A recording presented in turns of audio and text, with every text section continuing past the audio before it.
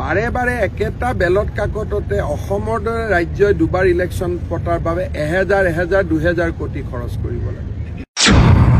সকলোৰে বাবে ভাল যদি এটা সময়তে একেলগে ইলেকশ্যন হয়, টকা পইচাৰ খৰচ কমিব, কেম্পেইন একেলগে হ'ব, পলিটিকেল পাৰ্টিজবিলাকৰ খৰচ কম হ'ব আৰু পলিটিকেল পাৰ্টিয়েও খৰচ ক'ৰ পৰা লয়, আকৌ ৰাইজৰ পৰাই দান বৰঙণি লয়। আৰু আমাৰ দেশত আগতে ওৱান নেশ্যন ওৱান ইলেকশ্যনে আছিলে। যেতিয়া কংগ্ৰেছে ৰাষ্ট্ৰপতিৰ শাসন দি ৰাজ্য বিধানসভাবিলাক ভাঙিব আৰম্ভ কৰিলে, তেতিয়াহে এই পৰিৱেশটো আৰম্ভ হ'ল। এতিয়া এই বিলখনটো সংসদত আলোচনা হ'ব, সকলোৱে নিজৰ নিজৰ কথা ক'ব পাৰিব, কিন্তু বাৰে বাৰে ইলেকশ্যন হৈ থাকিলে ৰাজ্যত মডেল কোড অফ কণ্ডাক্ট আহে, এবছৰ উন্নয়নৰ কাম বন্ধ হৈ যায় আৰু বাৰে বাৰে একেটা বেলট কাকততে অসমৰ দৰে ৰাজ্যই দুবাৰ ইলেকশ্যন পতাৰ বাবে 1000 কোটি খৰচ কৰিব লাগে।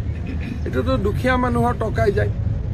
সেইকাৰণে সকলোৰে বাবে ভাল যদি এটা সময়তে একেলগে ইলেকশ্যন হয়, টকা পইচাৰ খৰচ কমিব, কেম্পেইন একেলগে হ'ব, পলিটিকেল পাৰ্টিজবিলাকৰ খৰচ কম হ'ব আৰু পলিটিকেল পাৰ্টিয়েও খৰচ ক'ৰ পৰা লয়, আকৌ ৰাইজৰ পৰাই দান বৰঙণি লয়।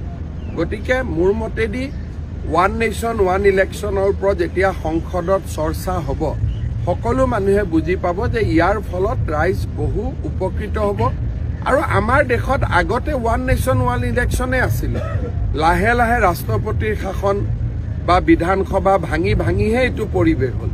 নহ'লে আমাৰ স্বাধীনতাৰ দুখ মোকালিতে ওৱান নেশ্যন ওৱান ইলেকশ্যনে আছিল। কোনেও কল্পনাও কৰা নাছিল যে এনেকৈ ভাঙি হৈ যাব। যেতিয়া কংগ্ৰেছে ৰাষ্ট্ৰপতিৰ শাসন দি ৰাজ্য বিধানসভাবিলাক ভাঙিব আৰম্ভ কৰিলে, তেতিয়াহে এই পৰিৱেশটো আৰম্ভ হ'ল।